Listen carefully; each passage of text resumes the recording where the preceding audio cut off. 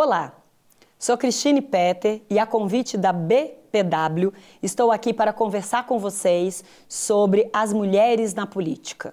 Esse é um tema que me é muito caro e que eu tenho estudado nos últimos anos com um outro viés. Eu tenho falado sobre constitucionalismo feminista, mas dentro do constitucionalismo feminista, um dos capítulos mais importantes é a participação efetiva, a participação real de mulheres na política. Eu sou uma constitucionalista brasileira, formada na Universidade de Brasília, que sempre esteve em lugares de cúpula de poder. Meu primeiro estágio foi na Câmara dos Deputados. Toda a minha vida profissional foi ou na Presidência da República ou em tribunais superiores. E os últimos 20 anos no Supremo Tribunal Federal. Então não preciso nem dizer que o meu dia a dia, o meu trabalho, aquilo que eu escolhi fazer para me sustentar e sustentar a minha família, tem tudo a ver com a praça dos três poderes, né? Eu já fui servidora pública dos três poderes, do Poder Legislativo, do Poder Executivo e do Poder Judiciário. E no Poder Judiciário eu me sinto muito realizada, porque eu posso não apenas estudar o direito, mas estudar o direito com esse viés da política. E política não é só a política partidária, a política das campanhas eleitorais, dos votos nos seus preferidos ou nas suas preferidas, mas é uma política que a gente também estuda na academia, a política com P maiúsculo, a política da ciência política. E o que é isso? Participação de todas e todas nos espaços de poder.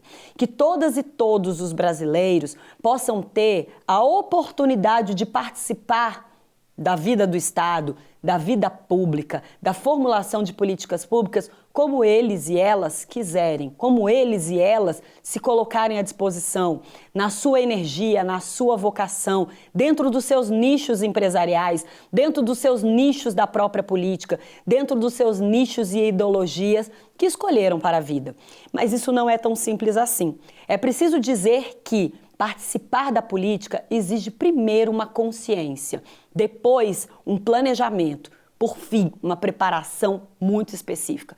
E é isso que nós estamos fazendo aqui, tentando mostrar para jovens mulheres, para meninas, inclusive, que a gente pode e deve ocupar esse espaço na política. E para as mulheres mais experientes como eu, que esse lugar também é nosso. Talvez não da forma que se dispõe hoje para jovens mulheres, para meninas, que vão poder fazer todo um ciclo de preparação melhor do que nós tivemos. Eu sou de uma geração que lugar de mulher é em muitos lugares, menos na política. Estando nesses lugares de poder, eu pude perceber como a mulher era estranhada, participando especialmente no Poder Judiciário, das lutas das juízas, magistradas, que passaram por concursos difíceis, que têm a meritocracia incontestada. Eu vejo como ainda estamos longe de casa no quesito mulheres e cúpulas de poder. Eu vejo no Poder Executivo a dificuldade das ministras imporem, ou seja, se colocarem como mulheres fortes, como mulheres que têm políticas públicas, como mulheres que têm firmeza de conduzir os espaços políticos tão masculinos. E vejo também no Poder Legislativo os deputadas e senadoras que lutaram tanto para conseguir entrar na política, para conseguir o aval das suas iguais e dos seus iguais dentro dos seus partidos, para conseguirem o voto do povo, a confiança do eleitorado e depois no exercício dos seus mandatos para serem ouvidos, ocuparem comissões importantes. Nunca tivemos uma mulher na presidência da Câmara dos Deputados, nem do Senado Federal, nem muito menos, por óbvio, do Congresso Nacional. Tivemos, sim, uma presidenta da República, que foi impeachmentada lá pelas tantas, num processo um tanto quanto misógino, num tanto quanto esquisito. Mas, enfim, a política tem dessas coisas. Precisamos nos preparar, precisamos enfrentar esses espaços de planejamento, de preparação com muita consciência crítica, com muita preparação acadêmica e, principalmente, uma preparação psicológica, uma preparação que vai exigir um cuidado especial. Nós, professoras, nós que somos patrocinadoras de mulheres na política, precisamos nos preocupar com a psique das nossas candidatas. Precisamos nos preocupar com o enfrentamento de uma violência política de gênero que vai existir. Como que elas podem se blindar contra essa violência política? Como que elas podem criar uma gramática e um dicionário para ter voz na hora que estiver sofrendo a violência política de gênero? Porque as nossas armas, as nossas formas de combater a violência política de gênero é com uma linguagem não violenta, é com uma fórmula jurídica de entrar com ações, de entrar com instrumentos do direito para resolver essas pendengas. Não vamos ser iguais aos homens. Não vamos fazer política como eles fazem. Eu brinco com as minhas alunas. Parece que o jeito que eles estão fazendo não estão dando certo. A gente tem que encontrar uma outra fórmula.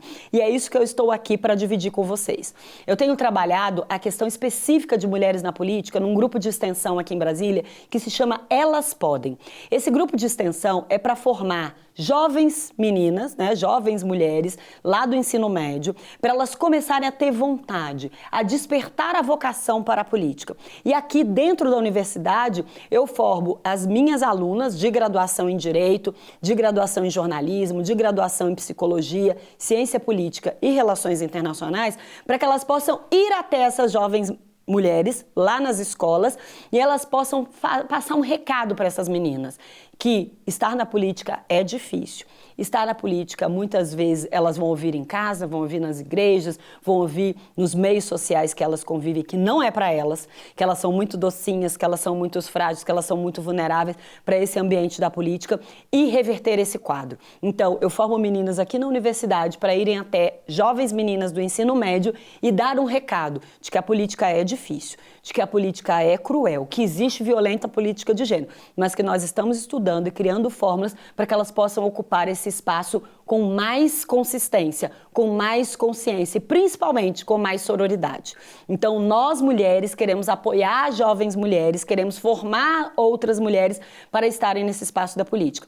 E fazemos isso também por meio de entrevista de mulheres que já estão na política. No projeto elas podem ter o braço das escolas, que vai até as escolas fazer isso que eu já comentei, mas também vai até o Congresso Nacional, entrevistar deputadas e senadoras para que elas nos contem como é difícil ser uma mulher em mandato político, como foi difícil a campanha, como é difícil lidar com a violência política de gênero dentro de casa, né, dentro das suas comunidades e principalmente dentro dos seus partidos. Então isso é uma ponte, né, entre a faculdade, a academia, e é para isso que um projeto de extensão serve. A gente coloca em contato as acadêmicas com as políticas, deputadas e senadoras. Nós colocamos em contato as acadêmicas com as meninas lá do 2º grau do ensino médio, para que toda essa ponte possa servir a um propósito único. Queremos mais mulheres na política. Não somos um movimento social, não somos um movimento da política, não somos uma ONG, somos apenas um projeto de extensão, mas tem feito muita diferença na vida, especialmente da nossa capital federal, que nós começamos a ser percebidas como um lugar seguro, como um lugar formativo, como um lugar em que meninas e mulheres, jovens principalmente, possam começar uma caminhada. Ninguém nasce pronta para a política, nem homens, nem mulheres. Todos se preparam. E o que eu percebi ao longo desses meus quase 30 anos de observação das cúpulas de poder aqui em Brasília é que os homens se preparam por décadas para os seus cargos na política. Um ministro do STF não chega pronto. Um ministro da economia, do trabalho, ele não chega pronto. Ele tem toda uma caminhada que muitas vezes duram anos e até décadas. Então, é exatamente esse caminho que nós estamos tentando fomentar meninas e mulheres a trilhar. Não é chegar lá de uma vez por todas, não é chegar lá despreparadas, né, para o enfrentamento da violência política e sair dali pior do que chegou. Nós queremos que as mulheres estejam preparadas, que entendam todo o processo da política e que vivam isso para e passo, organicamente, junto com suas vidas pessoais, junto com as suas escolhas de família, junto com as suas escolhas empresariais, junto com as suas escolhas profissionais. Queremos meninas e mulheres muito preparadas para enfrentar, se essa for a opção delas, a política com todos os instrumentos jurídicos, psíquicos, comunicativos, né? Então, por isso que nós envolvemos no nosso projeto não apenas advogadas, futuras advogadas. Nós envolvemos também o pessoal do jornalismo, o pessoal da comunicação, super relevante para uma mulher que entra na política, entender que elas falam mesmo de boca fechada, que a roupa delas fala, que o cabelo delas fala, que o batom delas fala, que o perfume delas fala, que a sandália delas fala. Então, tudo isso são aprendizados coletivos e que não tem nos homens. Os homens se vestem de ternos, em geral têm cabelos curtos, em geral não passam perfumes muito acentuados e não geram no sexo oposto uma sedução só por existirem. Então tudo isso precisa ser falado de meninas e mulheres para meninas e mulheres. Por isso que o nosso projeto, muito embora não seja contra os homens participar, tem 99,9% de mulheres participando, porque ainda estamos nessa fase em que os homens estranham esses grupos de mulheres, têm medo desses grupos de mulheres e até acham que nós estamos ali para falar mal deles. Super errado essa posição. O constitucionalismo feminista, que é a base teórica desse movimento, desse projeto e de tudo que eu tenho feito na academia, é um lugar de inclusão. Das mulheres, sim, porque elas são 52% do eleitorado, somos o grupo menos vulnerável politicamente, somos o grupo que temos as condições mais rápidas de ascender a todos os lugares que queremos. Imagine, nós somos a maioria eleitoral, podíamos colocar só mulheres na política. E por que isso não acontece? Por que será que ainda geram por aí nas redes sociais, nos grupos que estamos participando, que mulheres não gostam de política, que mulheres não estão preparadas para a política? Será que é isso mesmo? Estamos estudando, não temos ainda estudos de forma definitiva para dizer, olha, as mulheres gostam de política, mas há entraves. Já começamos a falar em teto de vidro, já começamos a falar em paredes de cristal, labirintos de acrílico, né? Começamos a falar em coisas invisíveis, notem, cristal, acrílico, vidro, tudo é transparente. Tudo por aí parece que o outro lado está acessível, mas na verdade não está. O que nos separa de uma maioria parlamentar, de uma presidência da Câmara dos Deputados, de uma presidência da República? Por que ainda temos só uma ministra queridíssima, ministra Carmen Lúcia, no Supremo Tribunal Federal? Por que os outros tribunais superiores também têm menos de 20% de ministras? O que acontece que as mulheres não conseguem chegar? Já há bastante estudos iniciados sobre isso, mas ainda não temos uma resposta definitiva. E eu, como professora, não seria leviana de trazer aqui as hipóteses que estamos levantando como respostas definitivas. Mas nós temos alguns chutes, nós temos algumas ideias iniciais sobre isso. E um dos pontos é, as mulheres ainda não ocupam esses cargos porque elas não estão em rede com os homens nos espaços de poder. Então, é muito importante as mulheres perceberem que elas precisam se colocar à disposição, precisam colocar os seus nomes, as suas histórias, as suas trajetórias. Talvez mulheres das gerações anteriores que a minha, que hoje tem 70, 75 anos, não tenham tido a chance pelo patriarcado, pela forma social, né, que elas tiveram que lidar com família, filhos, pais idosos, elas não tenham tido a chance de participar desses clubes masculinos de poder, mas nós temos. Então, nós precisamos, com consciência, estratégia, organização, comunicação consciente, estarmos nesses espaços. Mas para isso é preciso formação.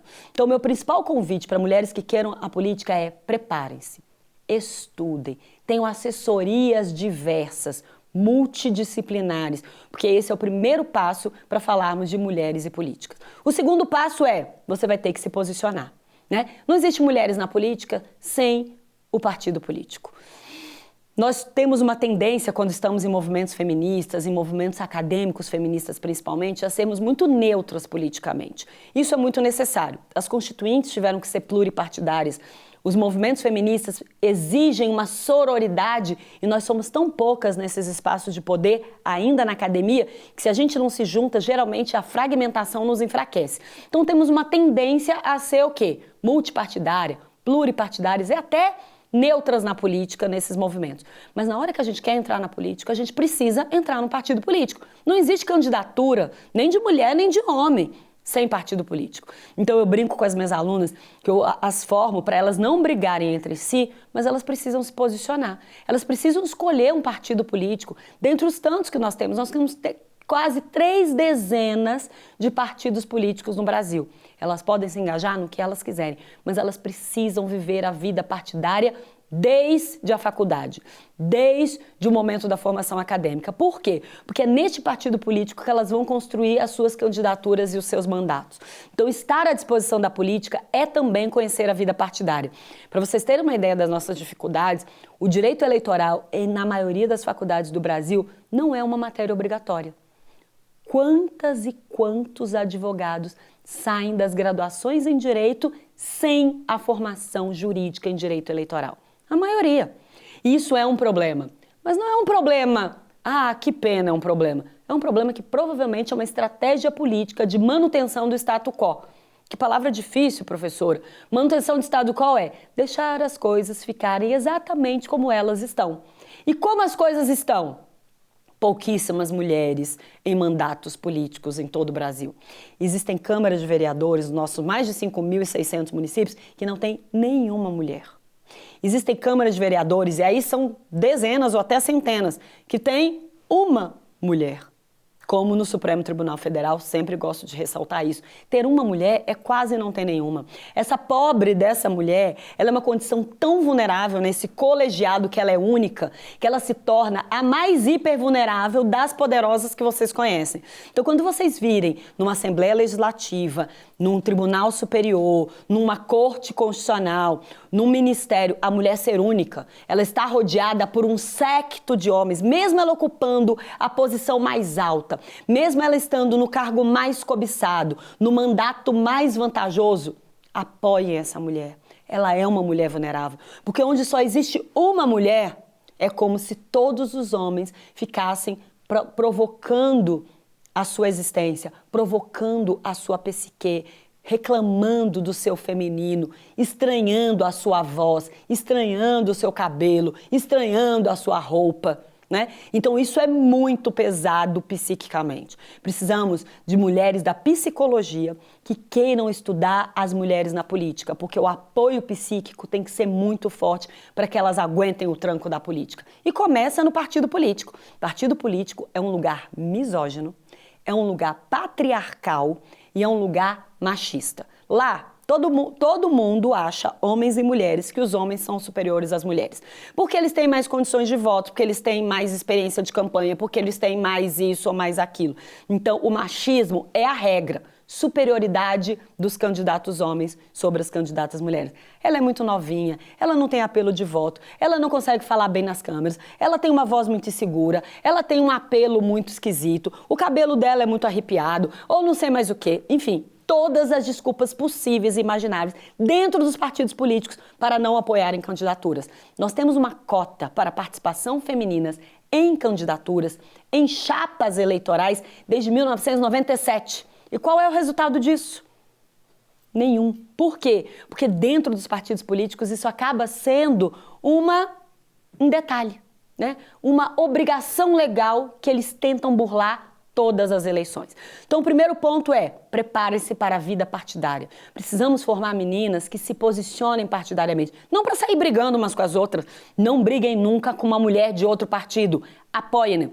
Vocês têm que brigar dentro do seu partido pelo seu espaço feminino. E muitas vezes a voz, muito embora possa ser a sua voz, possa ser o seu timbre. Você pode andar toda de rosa, você pode andar toda de vermelho, você pode andar toda da cor que você quiser. Você pode ter o seu cabelo curto ou o seu cabelo comprido. Você pode usar todos os adereços que você queira, o seu perfume preferido. Isso não importa, mas seja assertiva. Ocupe os seus espaços com consciência. Isso implica estudo, isso implica você ter o apoio psíquico de uma profissional da psicologia. Isso implica você ter uma consciência comunicativa acima da média. Tem que ter uma assessora de comunicação. Essa assessora não precisa ser alguém contratada, não. Pode ser uma amiga que entenda disso, de visual politics, né? De visual político. Pode ser uma professora, um professor, alguém efetivamente que te dê assessoria jurídica, porque a mulher, quando chega num espaço que é muito masculino, ela já chama atenção. E vai chamar atenção de diferentes formas para diferentes públicos. Então, dependendo do homem poderoso ou do grupo de homem poderoso que você estiver, você precisa ter consciência de que você, quietinha, só por estar naquele lugar, está comunicando muitas coisas. E sem ter essa consciência, você vai estar vulnerável. E sem ter essa consciência, você vai comunicar de uma forma errada e não vai passar a mensagem que você precisa ou quer passar. Então é muito importante que a mulher na política, ela não seja só beneficiária das cotas, né? Usem as cotas. As cotas são uma reparação histórica necessária. E a do Brasil nem está fazendo cosquinha, né? Quando tivermos essa política de cotas efetivamente fazendo a diferença, e infelizmente os estudos mostram que o tal dos 30%, ele é uma enganação. Por quê? No mínimo 40% é o mínimo para que essa política de cotas comece a ter efeitos. Sempre um lugar que estiver te oferecendo 25%, 20%, 30% de cotas, ele é para atrasar um pouco mais a política de cotas. A política, para ser efetiva, o ideal é o 50%. Por isso que os movimentos mundiais já estão no 50-50, no 50-50. Mas, como é muito difícil atingir os 50% de partida, lutem pelo 30%, 35%, 40%. É no 40% que a gente tem a certeza de que vamos ter voz coletiva, vamos ter força coletiva para naturalizar uma posição. Então, aqui no Brasil, existe uma discussão sobre as cotas das cadeiras, que é a única cota que efetivamente vai fazer a diferença. E os homens estão querendo nos oferecer início 15%, fim 30%. E aí as pessoas, obviamente, me perguntam, professora, o que a senhora acha? Eu fiz óbvio que eles não estão nem me surpreendendo, nem bestas nessa história. Oferecer 15% é a mesma coisa que nada, mas nós já temos o nada. Então, se isso houver algum tipo de progressão para 40%, tá valendo. Porque o nada a gente já tem e a gente vai continuar sendo cozinhada nesse nada por mais 50 anos, né? Se tudo continuar como está, 130 anos para mulheres terem uma igualdade 40% na política lá pelo ano 2100 e alguma coisa. Então a gente realmente precisa dar o start de mulheres em cadeiras. As mulheres nas candidaturas é importante para justificar esse movimento como o meu projeto de extensão Elas Podem. Porque eu preciso colocar mais mulheres nos partidos e obrigar esses partidos a dar a voz. Só que o que eles fazem? Colocam sempre as que não querem participar da política. As que têm muita vocação para bastidor, como eu, para serem professoras e formadoras, e coloca na política, né? Eu falo, eu não ganho nem para síndica do meu prédio. Não adianta me colocar para concorrer na política, essa não é a minha vocação. Então, muito embora eu fale bem, eu seja uma excelente formadora, eu tenha várias qualidades, é preciso que a mulher da política tenha uma outra linguagem, tenha um outro viés e tenha uma outra vontade. Eu, por exemplo, não gosto de estar nos comícios, nos lugares que tem multidão. Como é que você vai fazer uma campanha política sem ir para o povo, sem ir pedir voto? Eu não conseguia pedir voto nem naquelas rifas de escola. Então, você precisa entender o lugar de cada uma de nós. E o lugar da política é um lugar que tem muitas mulheres que estão afim, tem muitas mulheres que estão preparadas. Elas não querem ir para lá despreparadas, para só sofrer as consequências negativas de estarem no partido, de estarem na campanha, de estarem nos mandatos. E é disso que estamos falando. Precisamos de mulheres preparadas para a política na sua integralidade, com vocação, com preparação técnica, com assessoria e principalmente sororidade. A participação política da mulher, a participação da mulher na política depende desse elemento de cuidado psíquico, de cuidado estratégico, de campanhas que sejam minimamente confortáveis para a mulher querer estar naquele ambiente por 10, 20, 30 anos, porque é assim que se chega à alta cúpula de poder. A gente não pode querer que uma menina de 20 anos já ocupe os grandes cargos de poder, nem a Constituição deixa, né? As idades existem para isso e elas existem para nos dizer, olha, a partir dos 18 anos, a mulher que gosta de política tem que ir para a política, tem que conversar sobre política, tem que se preparar para a política. E é nesse ambiente, né, ainda muito inóspito, o Brasil ocupa a 132ª posição, né, de 180 e poucos países de representatividade feminina. E por que isso é importante? A sociedade não fará políticas públicas boas para as mulheres se não tiverem mulheres pensando essas políticas públicas dos parlamentos, nos ministérios, no poder judiciário. A gente precisa que as mulheres queiram estar. E não é só uma questão de representatividade e proporcionalidade, é uma questão de lógica, é uma questão de enfrentamento de cultura patriarcal. Eu acho que falei bastante de patriarcado e não expliquei o que era. O patriarcado É uma cultura que coloca os homens num lugar de vantagem hierárquica em qualquer espaço de poder.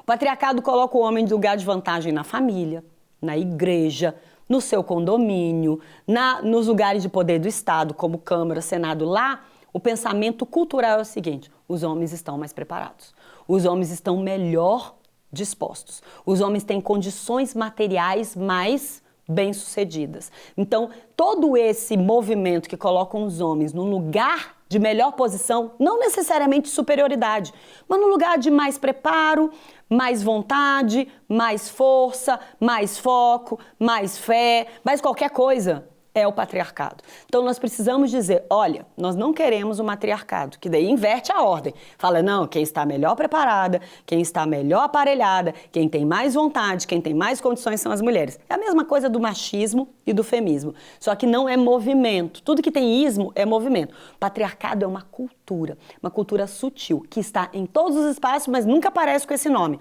Então, tanto matriarcado quanto matriarcado, são lugares em que as mulheres e os homens se diferenciam e disputam de forma sutil, de forma cultural, de forma, vamos dizer assim, escamoteada, espaços de poder. A gente não vai acabar com o patriarcado, a gente não vai acabar com a ideia de matriarcado. Isso faz parte um pouco da competição das diferenças, mas o que nós podemos entender é que não é nem o patriarcado, nem o matriarcado que vai vencer sempre. Nós vamos estar sempre numa posição, e essa é a posição do constitucionalismo feminista, essa é a posição do que devemos fazer para ocupar melhores lugares. Não é lutar para que os tribunais sempre deem ganho de causa para as mulheres. Não é lutar para que as leis sempre sejam a favor das mulheres. Não é lutar para que tudo seja lido sempre com as mulheres como coitadinhas, como vítimas. Nada disso. É lutar para a gente enxergar o patriarcado e o matriarcado em cada uma das posições.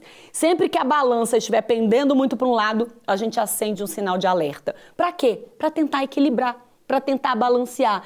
Então, se tem um espaço, um lugar de poder, um lugar empresarial que está tendo muita mulher, vamos nos perguntar sobre isso? Vamos entender por que nós temos tantas enfermeiras, tantas professoras primárias, tantas mulheres domésticas e poucos homens? Isso é consequência direta do patriarcado, que existe essa diferenciação. Será que não tem homens para serem enfermeiros, que não gostariam de ser enfermeiros? E os homens acabam sendo também penalizados pelo patriarcado. Então o patriarcado não privilegia só os homens e coloca todos os homens em situações de igualdade. Não. Ao fazer essa diferenciação de nichos, né, aquela história de meninas vestem rosa, meninos vestem azul, isso é um bordão do patriarcado. É um bordão do matriarcado, que são esses movimentos que colocam homens e mulheres em lugares diferentes. Temos que lutar contra isso. Homens e mulheres vão estar em posições muito semelhantes. Vai depender das suas próprias vocações. Tem homens e mulheres que têm vocações para serem enfermeiros. Tem homens e mulheres que têm vocações para ser médicos. Tem homens e mulheres que têm vocações para a vida doméstica. Tem homens e mulheres que têm vocações para o trabalho de cuidado com idosos. Então, nós precisamos desmistificar isso. Não é para diferenciar homens e mulheres, não. Para tornar todo mundo igual, para que todo mundo seja uma mesma forma de vestir, uma mesma forma de andar. Não, queremos mais é nos diferenciar. E quanto mais entre mulheres queremos nos diferenciar, entre homens queremos nos diferenciar, a diferença faz parte da pluralidade. E a pluralidade é um valor intrínseco. Na nossa Constituição está no artigo 1º, pluralismo político.